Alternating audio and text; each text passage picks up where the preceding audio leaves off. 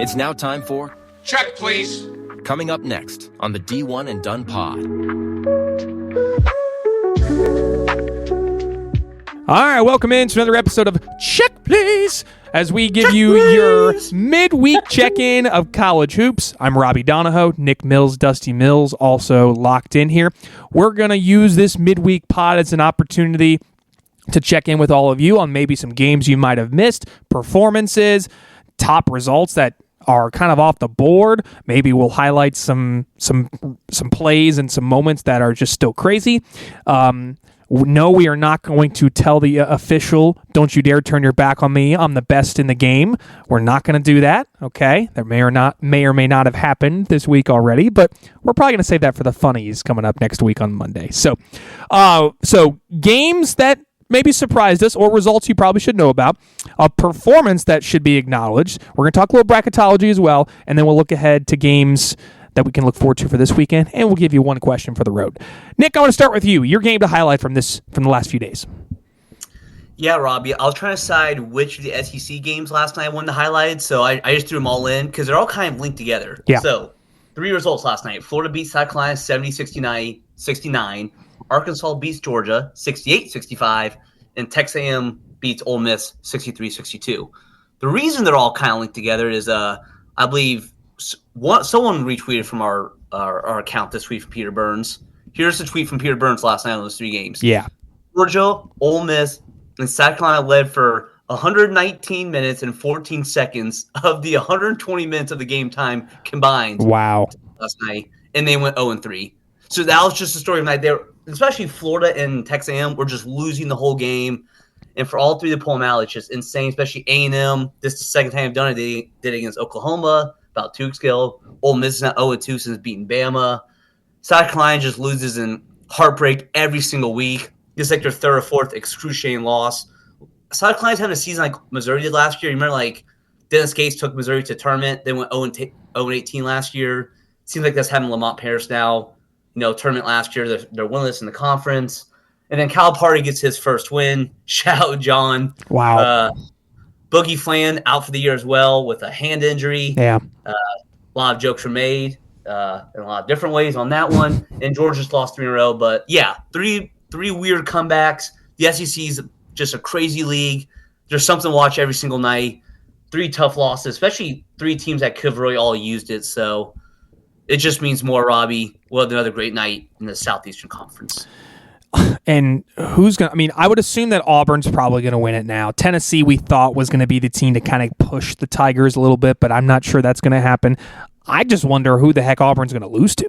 Like, at this point, you start asking that question, like, gosh. I mean, they're beating everyone, and Georgia had been arguably probably the toughest place to play on the road in the SEC this year, and you find a way to hold on and win that game. So it's you start running through here. Let's just pull up Auburn's schedule just to see if we can predict who their loss is going to be. So obviously they play Tennessee coming up on Saturday. That's a game we'll talk about later. Then they go to LSU. That's next Wednesday. Then to Ole Miss, Oklahoma, Florida at home, at Vandy, maybe at Alabama February 15th. Any of those losses then? Yeah, and we don't know anything about Janai Broome, but like you said, they looked good without him. And I don't know, maybe at LSU because it's just a stupid sport sometimes. But other than that, I would not predict any of those. And for the record, for people out there, Auburn's 6-0 or 5-0 in the conference. Everyone else has 2 or more losses except Bama, who is 5-1. So if Bama doesn't get them, what is that, in 2 weeks? You can pretty much just ride Auburn's to 1 seed in the SEC tournament. Yeah. So I'll predict. What do you predict, Robby? I'm gonna say 2 losses. I'm gonna say they'll go 16-2. I think the 2 losses are gonna be at Alabama and at Kentucky. I think those are the 2 losses they have. I'll go at Ole Miss next week. I'll say Chris Beard gets them on a Saturday day game. That's fair. Yeah, I think they're going to lose twice, but I think they're going to beat. I was disappointed that Ole Miss gave up that game to A&M. Like they had that game in control towards the end and just couldn't close it out. That was disappointing. But A&M does play well on the road. I will give them that. But still, that was disappointing from a Chris Beard team to lose at home, especially in front of that crowd that was awesome at the Pavilion. So yeah. Now they're 0-2 since beating Bama. I was just say so keep getting these close losses, I'm supposed to keep ranking them. Is what I'm hearing. It's a good question. Yes. Dusty, what is your game to recap from the past few days? Talk about one. I'm just going to give you a blip. So St. John's came back at 16 down against Xavier. Yeah, crazy. They're 1 of 12 from 3 and still won with a comeback, which is even more crazy. They're now 13-0 at home. But the reason I want to talk about this game too, the one blip I'm going to give before I get into Butler UConn, I want to talk about Rick Pitino's tweet. Oh no! After the win, he simply says, "Before the game, I left my bag with my shoes, belt, and tie at the hotel. I borrowed my trainer's shoes. Had to get socks and belt for my friend Whitey." I assume Whitey had him at the bar in Louisville. The socks and belt had to be over 25 years old. Was bailed out by my superstar manager, Adam Mansfield, who's spraying 4 blocks back and forth in frigid temperatures. Thanks, with a praying emoji. Okay. Yeah, so people didn't see he did have a tie the first half, but did have a tie the second half. Oh, wow. Can we get this man back to the Final Four, please? I mean, if St. John's keeps playing as well as they have, I mean, gosh, who knows? Again, they're first place in the Big East right now. Yeah, which is crazy. So I want to recap Butler at UConn, which I'm sure everyone knows. UConn won 80-78 in overtime. As we mentioned, Hurley had a situation that we'll talk about on Monday. Butler just get a rebound. Gosh dang. Like, get a rebound in that at the end of that game and you win. And, I mean, Solo Ball, who I assume is part of the Ball family, don't tell me otherwise because I'm just going to agree that he is. Although it would be La Solo, right? La Solo, yeah. Mm-hmm. Yeah, La That's Solo a cool Ball. name. La Solo? The crazy part was, UConn was up 15 the first half, 8 at halftime, up 9 with 6:50, and Butler took the lead just under 2 minutes before Carabin hit a shot to tie it. Goes overtime. Butler goes up again, 71-68, and you're like, are they really going to pull this out? And then from there, UConn went back up 78-73 with about a minute left, and Butler had some free throws here, or UConn had some free throws. With the 112 mark, it seemed over.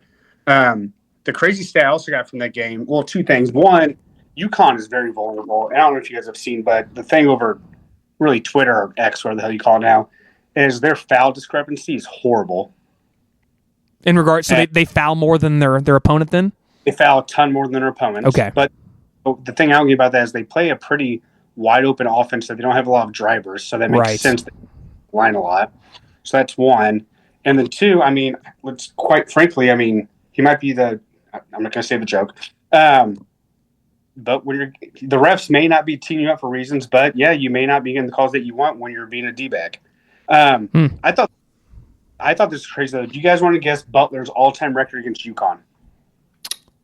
I know this. I'm not going to answer it. I know this. Say that again. It starts with a 0. Okay, so like 0-9 then. 0-11, and their first time playing was that 2011 national title. Okay. Wow. Jeez. So, 0-11. Wow. Watch. I was tuned in. My amazing wife actually let me put it on the big screen. Went to overtime, so I was completely tuned in. So Butler, I feel bad for Thad Matta, so bad. Yeah. Or feel bad Matta for him. They're scrappy, but they just aren't good. So, but UConn, the team does scare me though. Still, they can have all these close games. It's not going to matter. But they did avoid back-to-back home losses and see where they go from here. But that was the game that was most intriguing to me this week. They are really dependent on Solo Ball shooting from 3. Like that's their game. Well, no. La Solo. Right. La Solo. My apologies. He needs to make 5 to 6 threes a game for them to really be in a good spot to win games. Caraban's a good player. I don't think he's a great player. The reason why he shined so much in the past teams is because they had so many other good players around him, and I just don't think they have that this year. This team scares me because I think they legitimately could lose in the first round because they're just so volatile. But also, they could make a run to the Final Four. UConn, they could lose in the first round and win the championship. Exactly. Yes, that's what they do. That's what they do. They either lose the first game or they win it all. There's nothing in between. I think they're a prime candidate to lose in the first round if they're like a 4 or 5 seed this year, and I would love to see that happen with Dan Hurley. That would be fantastic television. Yeah, it's crazy how reliant upon it they apparently are of Liam McNeely, a true freshman. Right. But we keep kind of like not dancing around it, but delaying to Monday. Should we just do the Hurley thing now, since it's probably the biggest story in the past couple of days, or do you want to wait? We can mention it. I don't want to save it for the funnies too much at the end, but I'm. No one should be shocked by his behavior. For those who didn't see it, it was towards the end of the game where he was having kind of a tiff with one of the officials. Yeah, a disagreement. Typical. Early in the game. That was in the first half. Oh, it was in the first half? That was late. Never mind. So first half, earlier. And the official basically, as they were talking, the official turns his back to him and starts walking back to get to the next play.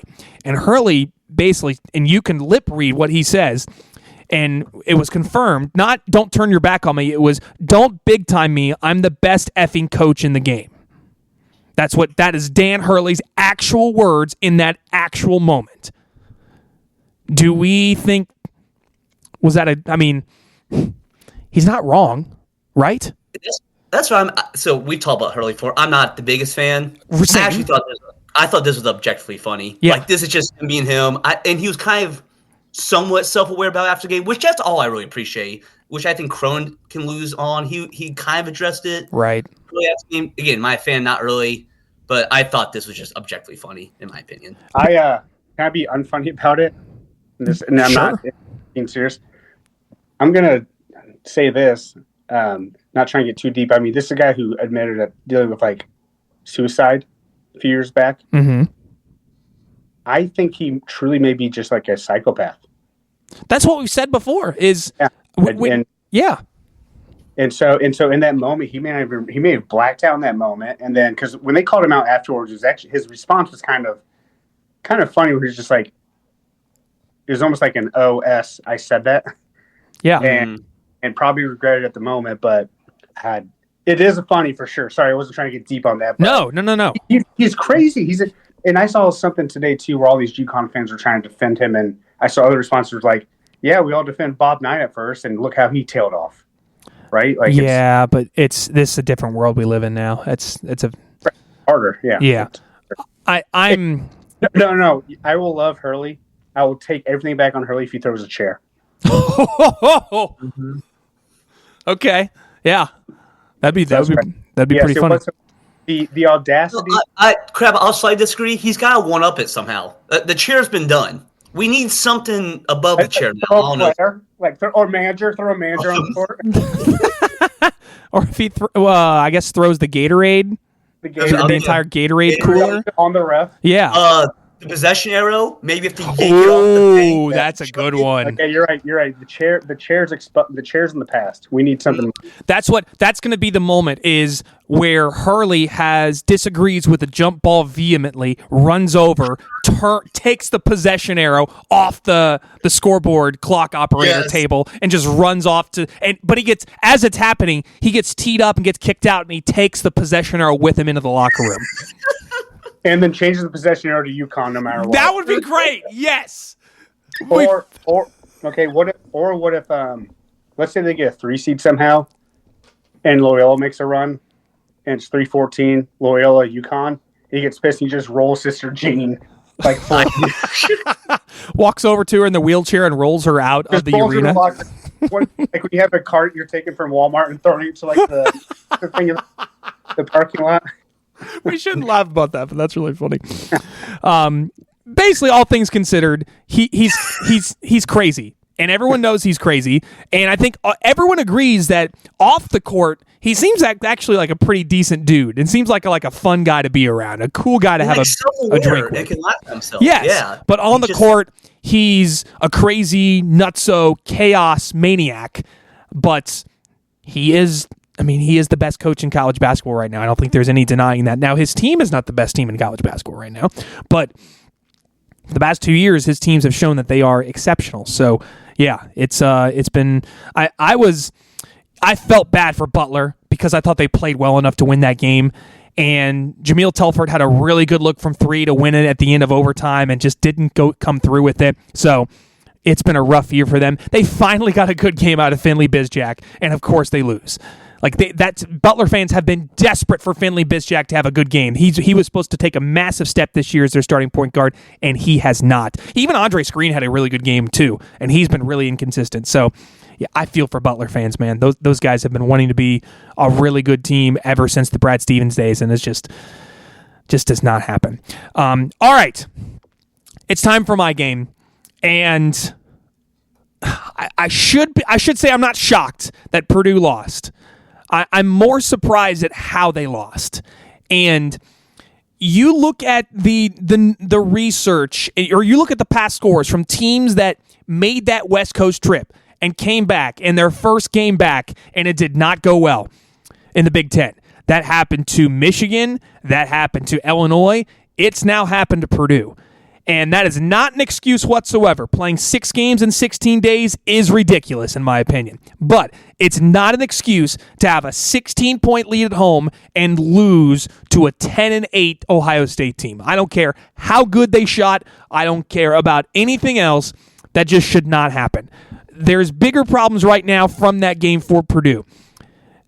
Once again, they played a team that ran them off the three-point line and basically said, have as many layups and shots at the rim as you want. We're not going to let you shoot threes. And that was evident. Purdue also looked scared to shoot from three, and I don't know why. It made no sense. I don't know, they looked tired. They looked like a team that just got back from a West Coast road trip. So I don't chalk it kind of like how you guys felt, Nick, about the Kentucky-Ohio State game. It was just like, you know what?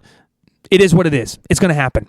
But what drove me absolutely insane was Micah Parrish has not made more than 5 threes in a game his entire career. And of course, he makes 4 straight in the second half and goes 6 for 8 from 3 in that game, and Ohio State wins. He went full Buddy Hield in that game. That was insane. He could not miss, but yeah, Robby. In Ohio State, too, they're 10-8 going in. They had lost their past 3 games by combined 5 points. So they could be very easily 12-6, whatever. And Robby, weren't you – because you were saying you were worried about Ohio State last show, right? Like the direction of like the panic meter or whatever. Yeah. So we're now 0-2 because I don't want to say the S word. S-talked Ohio State before Kentucky played them. Lost to them. You said the same thing. So Stop talking bad about the Buckeyes. Stop talking about the Buckeyes. It's their week. Ryan Day, he's back. Yeah, so. But yeah, Robby, that was an annoying one. Wouldn't think too much of it. You ran into a Buddy Hield last night, or 2 nights ago, rather. Yeah. And it's funny because as someone, again, I grew up an Ohio State fan. For those who don't know, I grew up a Buckeye. All my family is Ohio State fans. So I was cheering hard for the Buckeyes to win Monday night over Notre Dame. And I was like, oh, this is awesome. Ohio State gets their national title. This is pumped up. It feels good. And then I come into Tuesday, and I'm like, oh, it's time to turn the page. Purdue's going to beat Ohio State. Everything will be fine. We're up by 16 first half. It's going to be fine. Nope. It was not. Got just bad. Cam Heide, Miles Colvin, Caleb Furst, CJ Cox, they all got to play better. Like, they just did not play well. Braden Smith did not have a good game. Trey Kaufman, I thought, played well. But, man, it's just frustrating to see you give up that home court advantage that you're not supposed to lose at home, and you lose to an Ohio State team that they are talented. There's no question about it, but they shot it out of their behind, and they're not going to shoot that well from 3 probably the rest of the year. So that's what's frustrating. So, but here's the bigger question right? What's that? Yeah, quick turnaround. We got Michigan on Friday. Michigan coming up on Friday, which I'll talk about here in a little bit more in greater detail later. Who's number 1 in the Big Ten? Is it so? I think everyone can say Michigan State. Is Michigan State I feel like this is the only conference in the country where you could conceivably make an argument for 6 teams that are good enough to win the Big Ten. Michigan State, Michigan, Purdue, Illinois, Oregon, Wisconsin. I'd say you could say all 6 of those teams could win it. Heck, even Maryland. Maryland's talented enough. They just haven't been playing well. Did you say UCLA? I mean, just as too much baps on them? I'm sorry. Yeah, I'm sorry, Mick. No, I would not put UCLA in that conversation. Yeah, big Mick guy over here. Yeah. I'm just saying put Maryland in there. Right. So I just go for it. Answer your question on Illinois too. Yeah, for me. Right. I'd feel decently safe about that. Michigan State's Illinois for me. Okay, and that's I don't. I agree that you can make a conceivable argument for about 4 or 5. I know, and I have it's going to be part of my games to watch. There's another team in there that you never know. Just keep it at that. Okay. Little tease. No, not IU. Not IU. It did not go well against Northwestern the other night. No. Oh boy. But I could see Michigan being a team that finishes 4th in the Big Ten and goes to the Final Four. Like, they are that kind of a matchup problem when they get to the tournament, where I think they're going to get beaten up and kind of out physicaled in some games in the Big Ten this year. Here's how I think the Big Ten's going to finish. I think Michigan State's going to win the Big Ten, but I don't think they're the best team. I think Illinois is the best team in the Big Ten right now. I would say Michigan State first, Illinois second, Purdue third. I'm going to say Michigan will finish 4th, Wisconsin 5th, Oregon 6th. That's what I'm going to say right now. And we're going to come back to this in mid-March, and it's going to be completely wrong. But the Big Ten is just wacko. Yeah, the Big Ten is wacko nuts, and nothing makes sense. Michigan State hasn't really played anyone outside Illinois yet. So, and they've got a real, Michigan State's into the season. They play look, I'll start. Their last 9 games: Oregon, IU, Illinois, Purdue, Michigan, Maryland, Wisconsin, Iowa, Michigan. They played Illinois. That's it. And they played at Ohio State. At Ohio State was tough too. But they haven't played anyone yet. So I think we're hyping up Michigan State too much. They're a good team. They're a top 25 team, but top 10 team, I don't see it from this team. I just don't. Maybe it's just me. They've played 2 ranked teams since November 12th, so they've just been a weird team to try to figure out. Right. So I know we just went big in on the Big Ten that time, but we didn't need to. So standout performances from the past few days. I want to start because, guys, Louisville is legit. This team is really good. Rain Smith is freaking awesome. Dusty giving the upside down L on our Zoom. Rain Smith is freaking awesome. 10 for 17 from 3 against SMU. SMU is a good basketball team. And the Cardinals went in there and whipped them by 25. That game was never close. So Pat Kelsey's Louisville team, and they're an athletic team. Chucky Hepburn's become more of a leader. You obviously got a good shooter in Rain Smith. Terrence Edwards is really good. He's turned into a big scorer. They shot 42 threes against SMU. 42. So, I mean, saddle up. Louisville's relevant again, and I would not want to see them right now. They are a good basketball team. Yeah, 6 or 7 ACC wins have been by double digits, and I miss Kenny Payne so much. I miss him. It was so much fun. Those were the days. Nick, your highlight performance from the past few days? 2 ones really quick. I have to mention this. West Virginia lost at home to Arizona State, so shout out Arizona State. After I just hyped up West Virginia, that was a tough look for our Mountaineers. West Virginia's a weird team, man. I can't figure them out. I thought I had them figured out, but evidently I did not. We're kind of the same thing with Arizona. We thought we had Arizona figured out. Now it's like, okay, are they? You lose by 16 to Texas Tech. I go, what are we doing here? There's a biggie in the Big 12 this weekend, I'm sure we'll get to later. Yes. That will really help us figure things out. But the performance of the player I want to shout out is, I believe his name's right, Ade Mera, backup center for UCLA. He had 22 points off the bench for UCLA. If you've never heard of this guy, I'll tell you why that is. I looked up the stats for this guy, okay? 21 total points in his past 7 games, okay? In his past 11 games, he'd only scored over 6 points once, and that was 9 points versus Prairie View A&M. So to get 22 points off the bench, this guy, and by the way, he was trying his darndest to get to cover for your boy. He was trying. He tried. John Tanji. Darn you, Tanji! You are on my SHIT list. I was gassing you up all year. That was a heartbreaker at the end. But Ade Mera, he's a foreigner, which that's okay. We're not anti-foreigner on this podcast. Great performance, 22 points. I've been watching too many videos on YouTube, so I had to save it there. Mera, 22 points off the bench. Shout out. Yeah, UCLA, big win. They needed that. Wisconsin has turned into an offensive juggernaut. No one is talking about John Blackwell. He is having a Big Ten Player of the Year caliber season. He's been that good for the Badgers. Tanji as well, but dude, he's come out of nowhere for them. It's been really impressive. Dusty, your standout performance in the past few days? I have 2. Okay. First is I've actually followed him for the last probably few weeks for no good reason besides the first time I saw His first 20-point game was on ESPN Plus. J.J. Starling for Syracuse had 20 in a loss to Clemson. I think it was last night. 4 of his last 5 games have been 20-plus points. He is fun to watch. Decent shooter. Doesn't shoot as many threes as I think he should, but if you get a chance, go watch Syracuse. It's sad to see Syracuse not be Syracuse. Yeah. I will say. But the fun one I want to shout out because it's that time of year where, starting on Monday, the mid-major watch is going to start for me. Love it. So I want to throw out Ahmad Robinson for Mercer. Ooh. They beat UNC Greensburg by 1 point. Greensboro, second loss in the conference. Mm-hmm. He had 33, 6-6 in a comeback win at UNCG. So Ahmad Robinson is my shout out. If we were playing what's the ESPN college football, my helmet sticker. Oh, helmet sticker, nice, yeah. Ahmad Robinson. Nice. I like that. Good standout performances.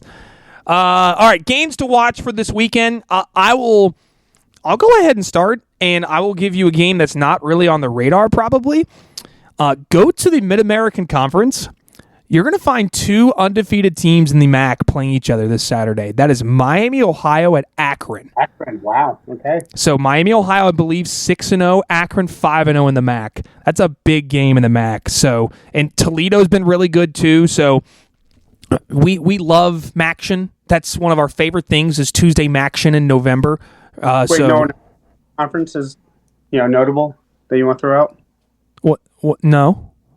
Okay. Just asking for a friend or a father or an uncle or an aunt. Former late night host. Or, former late night host who has never he has a building name after him but hasn't given money apparently. Or a woman from the Brady, I think the Brady Bunch. Yeah. I think.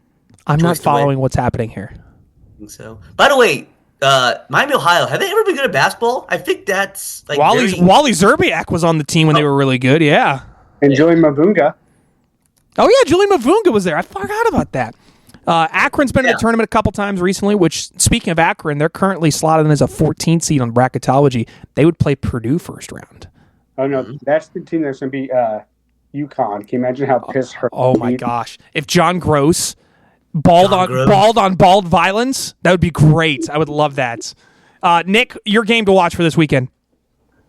Bald on bald violence. That's literally Breaking Bad whole plot line. But the 2 games I'm looking at for games to watch, an obvious one, Houston at Kansas. But the reason I want to point out specifically is both teams oddly kind of win. Houston is 0 wins in quad 1, and Kansas not won a quad 1 game since November, or has only won 1 quad 1 game since November 26th. Wow. So both teams could really use another major win. And by the way, that one quad 1 win was at Cincinnati. Teardrop emoji. Oh boy. But the other one I want to shout out is Michigan State at Rutgers. Rutgers is going to be on CBS. They need this. That's big. They really need this. It's probably the first time a lot of people are watching. College ball's over. It's the 1 o'clock CBS game. Come on, Rutgers. They lost at Penn State on Monday rather. Please stay alive. Ace Bailey over under 1.5 assists. Over 30 points. Over. Get the hell out of here. Ooh, okay. All right. Dusty, your game to watch? I had 2 as well. The second one was Michigan State at Rutgers. So thank you, Nick, for joining me on that. Nice. Late night, West Coast Conference, which is getting heated up. We have Wazoo at Santa Clara. Oh, that's a good one, yeah. Santa Clara's 4.5 point favorites at home, but they're both 5-2 in conference play. I have a not an early morning. I plan on staying up for that. I'm excited for it. Yeah. So, ready for WCC Mountain West to both get crazy. Give me some Southland action as well, but it's that time of year. We'd be remiss if we didn't say Auburn, Tennessee as well this weekend. Or not Auburn. I mean, good point, Rob. Like biggest game of the weekend. And you're like, yeah, you know what? It's fine. It's not a big deal. We don't need it. 10-9 Rutgers. We have Auburn, Tennessee on Saturday. Hey, we're going there? Say that again. What? Is game day going there? I believe so. Yeah, because it's isn't it like an 8 p.m. tip or something like that? Are they asking? Yeah, it's an 8:30 tip. So yeah, Tennessee at Auburn. They schedule that before the season. They used to do that. I don't know if they still do. I can't remember, to be honest with you. So while we were talking here, I wanted to look up like the futures. Like I wanted to pick like college basketball like futures and see who was projected to win the West Coast Conference right now, because I'd be curious if it's Gonzaga or not. Because St. Mary's at this point. I mean, people are going to bet on them. I mean, but like St. Mary's is 6-0, and they got a 2-game lead on Gonzaga. So I'm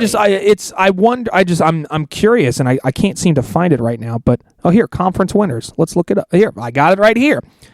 So wow, so Gonzaga plus 100 to win the West Coast Conference. St. Mary's plus 120. Is this for regular season? This is regular season conference champion. Yes. Santa Clara plus 1,200, San Francisco plus 1,600, Oregon State plus 3,000. Man, nope. That's crazy. I mean, Pacific is not listed, unfortunately. Haters. Disappointing. Disappointing to say the least. All right. My one question for the road to wrap us all up here on Check Please. What's better to just spend your Saturday? And because I saw this question out there, we're gonna end Check Please with a question just for you to ponder before we wrap things up. Would you rather have a Saturday, so you get the couch to yourself, any kind of unlimited food and drink, whatever you want? You get a Saturday of college football in September, or a Saturday of college basketball in February? Which one would you rather have? I feel like since it's a college basketball podcast, I'm obligated to. You're not obligated to do anything. You can pick whichever one you want. I'm just like, so September. So here's where I push back on it. This is why I go basketball, is because September, I want to be outside and enjoy the weather. Like, I want to go do stuff, be outside. In February or in January, like, it's cold, it's frigid. I want to be inside by the fire watching college hoops. So that's why that's where I was zoning in on, was even though we're college basketball, you can take college football, but it's a tough question. You can say college football. I think my answer would be college football, because I think I love college football Saturdays, but I think college basketball is the way better tournament and all that stuff. But what I do love about college basketball, college football has 3 main windows essentially. Yeah, college basketball, it is. You get noon, 2, 4, 6. It is exactly. I'll say college basketball. Screw it. Yeah, you want to pod? There we go. Love it. Dusty takes baseball in June. I mean, the answer to that would be college football. The answer the retwist on that question, I would say conference championship tournament weekends. I would take college basketball's 2 weekends of conference tournaments over college football's championship weekend. That's fair. But right on the weekend in the middle of the year, I would take college football over college basketball. There you go. I hope that's a fair answer. There's a question. We don't have an Ireland game though. College basketball needs an Ireland game to get in there. Oh, or go back onto an aircraft carrier and play there. Yes. Bring that game back. Seriously, what? Bring it back. Bring back that. Can we please bring back Bracket Busters? Like, I miss Bracket Busters so much. That was so much fun growing up. Those games were great because they were teams that you didn't get to see all the time. Oh, even when I was at Ball State, we had a Saturday tentative Bracket Buster, and they ended up having us. That's probably when we played Manchester because we didn't qualify for it. But. And one more, bring back the 24-hour marathon. Yes. The other big one. That has to come back. I don't get why I got rid of that. Yeah, we got a few things that we want to bring back in college basketball. So, all right, that'll do it for this episode of Check Please, as we have another great college basketball pod. No? I have 3 shout-outs. Whoa. They're very quick ones. Okay. Trust me. Well, and I also had a question for the road, so you guys can all think about this. Okay. One was, yeah. I'd be exiled to a Forbidden Island or the Yukon by yourself. So you can think about that. My 3 shout-outs. Number 1, finally became Facebook friends with Josh Harrelson today. Hey! And Nick and I are supposed to go, and he accepted in less than 30 minutes. Also talked to Perry Stevenson today. Boy. he popped up on my people you may know. Oh, nice.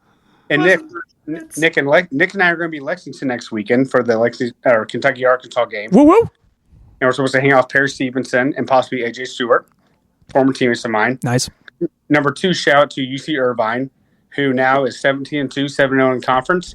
They have Hawaii and UC Riverside this weekend. UC Irvine legitimately could get an at-large berth if they don't win the Big West. I love them so much. That would be amazing.